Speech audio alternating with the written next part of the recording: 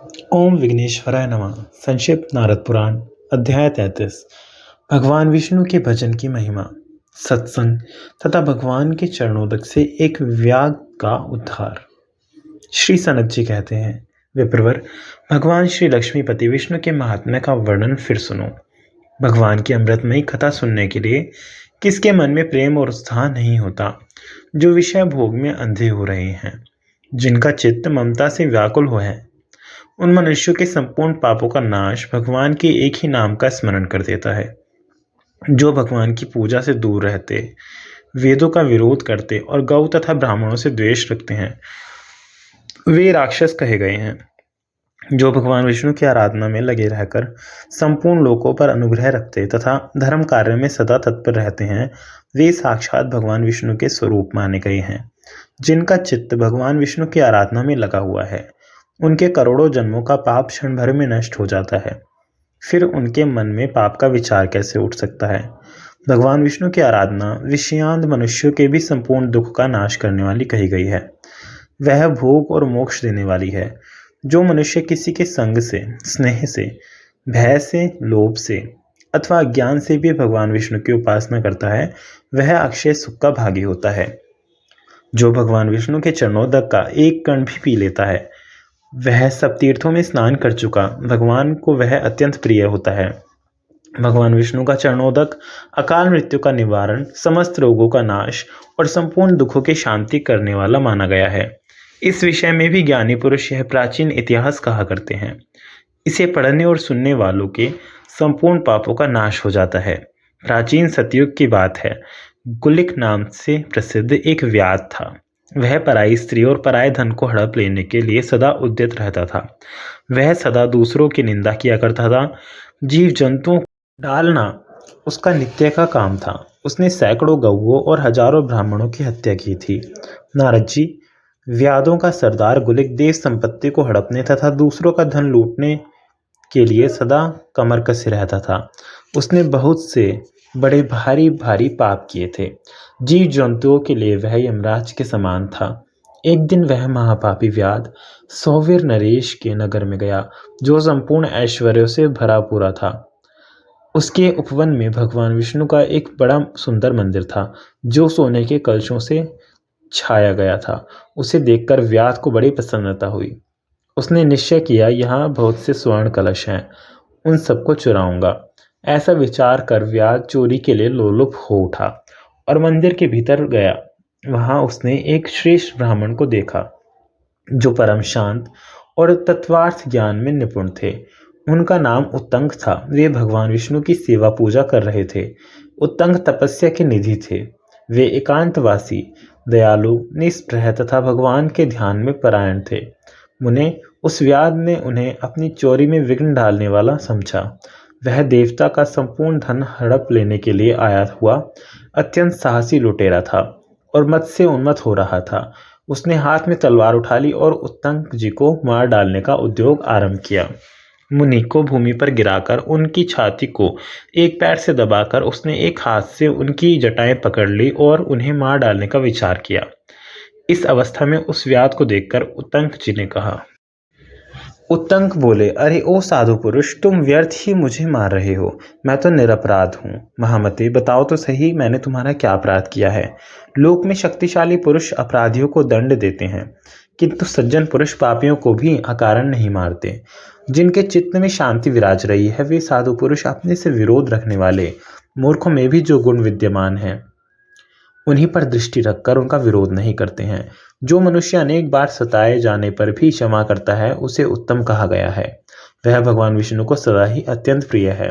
जिनकी बुद्धि सदा दूसरों के हित में लगी हुई है, वे साधु पुरुष मृत्यु काल आने पर भी किसी से वैर नहीं रखते। चंदन का वृक्ष काटे जाने पर भी कुठार की धार को सुगंधित ही करता है। मृग तण से, मछलियां जल से तथा सज्जन पुरुष संतोष से जीवन निर्वाह करते हैं।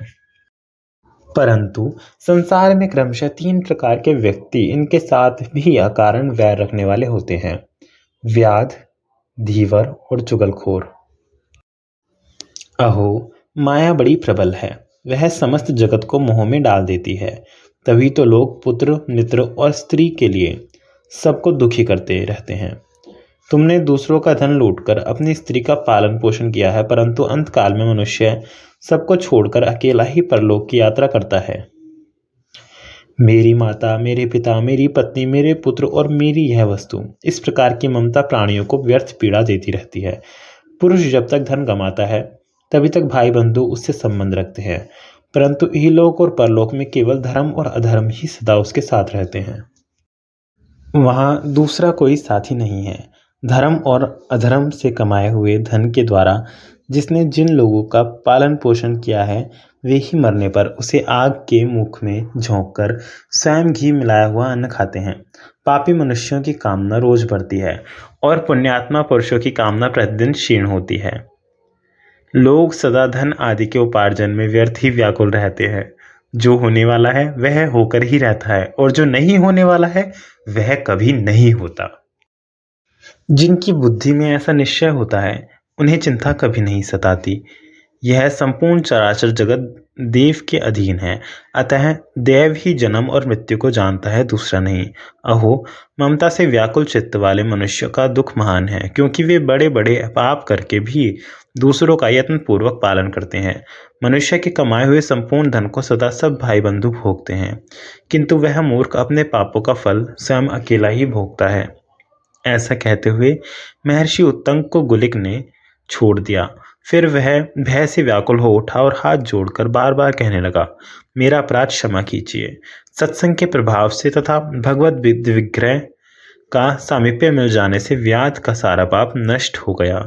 उसे अपनी करनी पर बड़ा पश्चाताप हुआ और वह इस प्रकार बोला, विप्रवर, मैंने बहुत बड़े बड़े पाप किए हैं, वे सब आपके दर्शन से नष्ट हो गए हैं। अहो, मेरी बुद्धि सदा पाप में ही लगी रही और मैं शरीर से भी सदा महान पापों का ही आचरण करता रहा।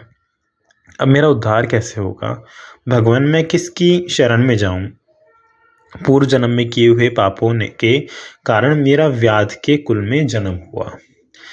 अब जीवन में भी ढेर के ढेर पाप करके मैं किस गति को प्राप्त होऊंगा? अहो, मेरी आयु शीघ्रतापूर्वक नष्ट हो रही है। मैंने पापों के निवारण के लिए कोई प्रायश्चित नहीं किया, अतः उन पापों का फल मैं कितने जन्मों तक भोगूंगा? इस प्रकार स्वयं ही अपनी निंदा करते हुए उस व्याध ने आंतरिक संताप की अग्नि से झुलसकर तुरंत प्राण त्याग दिए। व्याध को गिरा हुआ देख महर्षि उत्तंग को बड़ी दया आई और उन महाबुद्धिमान मुनि ने भगवान विष्णु के चरणोदक से उसके शरीर को सींच दिया। भगवान के चरणोदक का स्पर्श पाकर उसके पाप नष्ट हो गए और वह व्याध दिव्य शरीर से दिव्य विमान पर बैठकर मुनि से इस प्रकार बोला। गुलिक ने कहा, उत्तम व्रत का पालन करने वाले मुनि श्रेष्ठ उत्तंग जी, आप मेरे गुरु हैं। आपके ही प्रसाद से मुझे इन महापातकों से छुटकारा मिला है। मुनीश्वर, आपके उपदेश से मेरा संताप दूर हो गया और संपूर्ण पाप भी तुरंत नष्ट हो गए।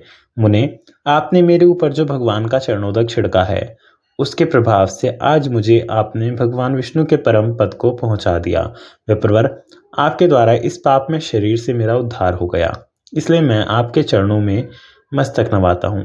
विद्वन, मेरे किए हुए अपराध को आप क्षमा करें। ऐसा कहकर उसने मुनिवर उत्तंग पर दिव्य पुष्पों की वर्षा की और विमान से उतरकर 3 बार परिक्रमा करके उन्हें नमस्कार किया। तदंतर पुनः उस दिव्य विमान पर चढ़कर गुलिक भगवान विष्णु के धाम को चला गया। यह सब प्रत्यक्ष देखकर तपोनिधि उत्तंक जी बड़े विस्मय में पड़े और उन्होंने सिर पर अंजलि रखकर श्री लक्ष्मीपति भगवान विष्णु का स्तवन किया। उनके द्वारा स्तुति करने पर भगवान महाविष्णु ने उन्हें उत्तम वर दिया और उस वर से वे उत्तंक जी भी परम पद को प्राप्त हो गए। ओम नमः शिवाय।